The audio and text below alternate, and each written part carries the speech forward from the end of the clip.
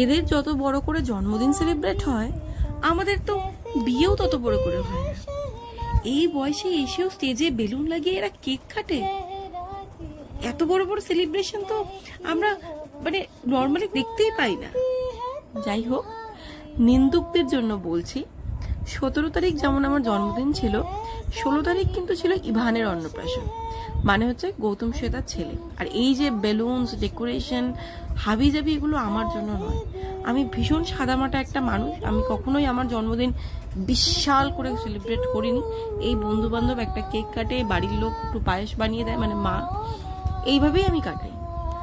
কিন্তু যখন রাত্রি 12টায় আমি প্রেজেন্ট ছিলাম আর আমার বন্ধু বান্ধব সেখানে ছিল, তো জন্মদিন সেলিব্রেট হতে পারে না, এটা তো হবে না। তাই একটা গ্র্যান্ড সেলিব্রেশন হয়ে গেছে ওখানে। পরের দিন সকালে আমি বৃষ্টি মাথায় নিয়ে শাড়ি পরে গেছি অফিস। আর আমার জন্মদিনে বৃষ্টি হবে না, এটা হতে পারে না। সাডেনলি একটা ফোন আসে, আমাকে বলা হয়, ম্যাডাম আপনি নিচে আসুন, আপনার জন্য একটা পার্সেল আছে। এবার আমি সত্যি কথা বলছি, বিশ্বাস করো ভাই, আমার এমন কোনো স্পেশাল ফ্রেন্ড নেই যে আমার জন্য জন্মদিনে গিফট পাঠাবে।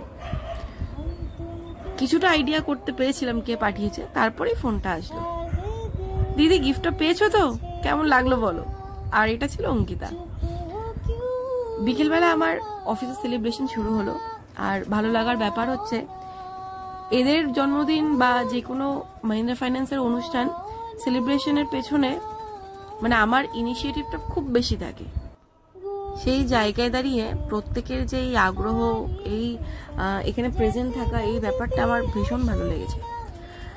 ফাইনালি 5:30 নাগাদ বেরিয়ে আমি যাই একটা স্পেশাল সেলিব্রেশনে। হ্যাঁ, এটা ভীষণ স্পেশাল ছিল এইবার। তার কারণ হচ্ছে, আমি যাদের সাথে বসে বার্থডেটা সেলিব্রেট করছি, আমাদের 3 জনেরই জন্মদিন এখানেই সেলিব্রেট হয়েছে, আর এই টেবিলেই হয়েছে।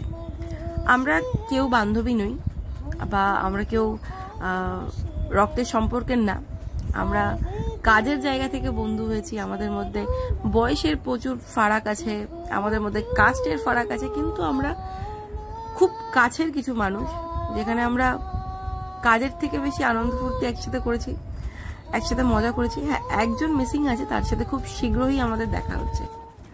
এখানে খাওয়া দাওয়ার পরে আমি চলে গেলাম বাগডোগরাতে, কারণ সেই ব্রাঞ্চে আবার একটা সেলিব্রেশনের ব্যাপার ছিল। আমার ভাবতেই খুব অবাক লাগছে আর খারাপও লাগছে এটাই যে আমার মাহিন্দ্রা ফাইন্যান্সে এটা লাস্ট বার্থডে সেলিব্রেট। এখানে পাপিয়া, মুকুল, সমক, অপূর্ব, অনিমেষ, এরা মারাত্মক এক্সাইটেড ছিল আমার বার্থডে নিয়ে। এত গিফট, চকলেটস, কেক, হাবি জাবি, প্রচুর প্রচুর ভালোবাসা পেয়েছি আমি এদের থেকে। যেখানেই যাই না কেন, পরবর্তীতে যেখানেই কাজ করি না কেন, আশা করি এই মানুষগুলোর সাথে সম্পর্ক সারা জীবন থাকবে। এবার বাড়িতে এসে আমার 2 বান্ধবী, তৃষা, সোহিনী, আর আমার এক বন্ধু সানি, ওরা প্রেজেন্ট। এবার বলি আমার স্পয়লার বান্ধবীর কথা। তোরা কেকটা অর্ডার দিয়েছিস, ভালো কথা, আমি আসবো, তারপর কেকটা দিয়ে আমি সারপ্রাইজ হবো, কেকটা দেখে মানে খুশি হবো, অবাক হবো। কারণ আমার স্পয়লার বান্ধবী সকালে উঠে ঘুম থেকে উঠে আমি দেখি কেকের ফটো পাঠিয়ে আমাকে বলছে, দেখ কেমন হয়েছে, পছন্দ তো। মানে আগের দিন যে সারপ্রাইজ দেওয়া হবে সেটাও আমাকে ওই বলেছিল যে ভাই তোর জন্য কিন্তু কেক আনা আছে, 12টার সময় কাটানো হবে। মানে এই হচ্ছে আমার স্পয়লার বান্ধবী। আর ও যে এরকম ভালো করে একটা ভিডিও করা শিখে গেছে, এটাও আমার কাছে একটা অবাক করা ব্যাপার ছিল। তো ফাইনালি ওদের আনা কেকটা সবার লাস্ট আমি কাটলাম। আর এখানে মা, আমি, সানি, সোহিনী, তৃষা, আমরা 4-5 মিলে একটু ইয়ার্কি ছাবলামি করছিলাম, ফটো টটো তুললাম। তো সত্যি বলতে এই প্রথম মনে হয় কোনো জন্মদিনে আমার একটুকু মন খারাপ হয়নি, আমার একটুকু কষ্ট হয়নি কিচ্ছু নিয়ে। আর এত একটা গ্র্যান্ড ভাবে মানে সারা দিন ধরে সেলিব্রেশন হবে, এটা মানে একদম আমার ধারণার বাইরে ছিল। মানে আমার জানি না কেন হঠাৎ করে মনে হলো যে হয়তো এই জন্মদিনের পর থেকে অনেক কিছু চেঞ্জ হতে পারে। আবার হয়তো এত ভালো মন্দ দেখে একটু নজরও লেগে যেতে পারে। যাই হোক, যে টি শার্টটা সানি পরলো, সানি এই টি শার্টটা আমার জন্য গিফট এনেছিল। তারপর কাশ্মীরি ডান্স আর জয়, ওরা 2জন আসে। তারপর আমরা 4-5 মিলে আবার আড্ডা মারি। তারপর একটু প্রাকৃতিক বেগের কারণে জয় বাড়ি চলে যায়। আর ফাইনালি এখানে আমাদের আড্ডা সমাপ্ত হতে যাচ্ছিল, কিন্তু টুক করে সানি মাঝখানে শুয়ে পড়লো।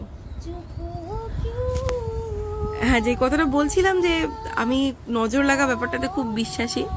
তো যতটা খুশি আমি এই ভিডিওটাতে নিজেকে দেখতে পাচ্ছি বা ভয়েস ওভার দিতে গিয়েও নিজেকে আমি ফিল করাতে পাচ্ছি। ভগবান না করুক যে এই খুশিটার উপর কারোর নজর লেগে যায়। লাস্ট বলবো না, এটাই হচ্ছে আমার জন্মদিনের সব থেকে স্পেশাল একটা পার্ট থাকে আমার কাছে। আমি ভগবানের কাছে প্রে করি আমি যতদিন আমি বেঁচে আছি মা যেন প্রত্যেক বছর জন্মদিনে আমাকে এইভাবে আশীর্বাদ করে যেতে পারে। তো আজকের এই ভিডিওটা তোমাদের কেমন লাগলো অবশ্যই আমাকে জানিও। আর আমার বাকি সোশ্যাল মিডিয়াগুলো তোমরা চাইলে একটু ফলো করতে পারো। ততক্ষণের জন্য স্টে টিউন আর স্টে হ্যাপি। দেখা হবে নেক্সট একটা ভ্লগে।